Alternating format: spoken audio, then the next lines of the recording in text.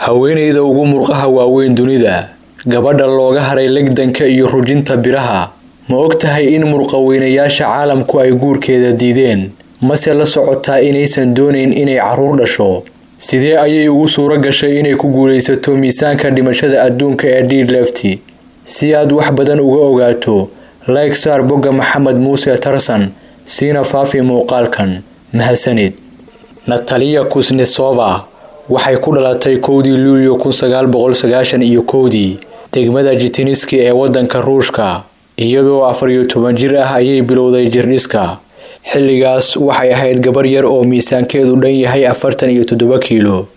Tababarayaasha Akadeemiyada Dhaqanka Jirdhiska ee Moscow ayaa ku maadeystay markii ay sheegtay inay doonayso jirdhiska, maadaama miisaankeedu uu aad u yaraa, muuqaalkeeduna uusan u muuqan qof ku biiri kara xarunta tababarka jirka.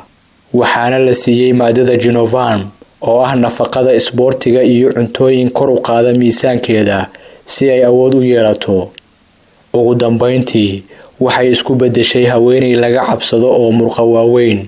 7 sano ayay ku qaadatay inay noqoto jirdhise xoog badan oo ku guuleysan kara ciyaaraha legdanka, feerka iyo rogidda biraha culus.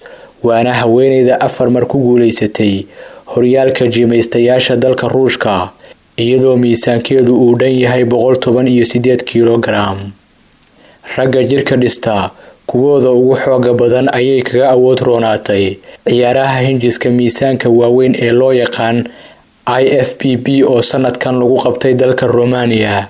Natalia Kuznetsova waa haweeney 90% waqtigeeda ku qaadatay qolka jirdhiska, waxayna neceb tahay la jirka ragga oo ay u aragto inay xagaldaacinayaan guulaheeda jirdhiska. Ka hor intaysan guursan saygeeda Vladislav Kuznetsov oo 42 sano jir ah, waxa guur ka diiday ilaa 3 ka mid ah ragga ku guuleystay tartanka miisaanka culus ee Ruushka oo ay jacayl wadaag la soo noqotay, kuwaas oo aaminsan inaysan haweeneydani wax badan ragga kaga duwanayn maadaama ay sidooda oo kale murqo waaweyn leedahay. Natalia iyo ninkeeda ayaa ku heshiiyay inaysan wax caruura isku dhalin, waxayna u sababeeyeen in dhalmada caruurtu ay caqabad ku noqon karto hanka fog ee qoyskani ay ka leeyihiin ciyaaraha miisaanka culus. Natalia Kuznetsova hadda waa ciyaartooy iyo macallin jirdhiska bara gabdho doonaya inay noqdaan kuwo awood badan sideeda, waxayna ku riyoonaysaa inay sii wado guulaha ciyaaraha hinjiska miisaanka waaweyn oo ay lacago badan ka macaashtay muddadii ay ku dhex jirtay.